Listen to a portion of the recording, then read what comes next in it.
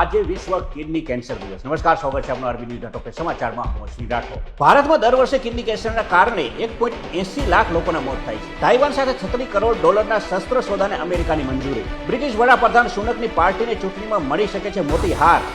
Opinion પોલ્સમાં દાવો. પાકિસ્તાનમાં ISI agent Aamir હમઝાની જાહેરમાં હત્યા. વર્ષ 2018માં ભારતમાં આર્મી કેમ્પ પર થયેલા હુમલાનો માસ્ટર માઇન્ડ હતો. 2021 પછી વાયુ પ્રદૂષણે વિશ્વના 81 લાખ લોકોનો ભોગ લીધો.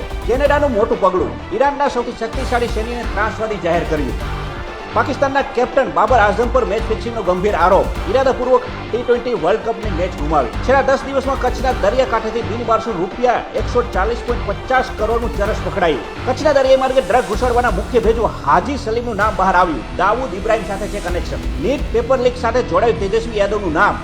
ઉપમુખ્યમંત્રી વિજય સિંહાએ બતાવ્યા પુરાવા. હજ દરમિયાન અત્યાર સુધીમાં 900 થી વધુ લોકોના થયા મોત. મૃત્યુ પામનારોમાં 68 ભારતીય પણ સામેલ. તો આ આજના ટોપ 10 ન્યૂઝ અને હું હતો આપની સાથે અશ્વિન રાઠોડ. જય હિન્દ, જય ભારત.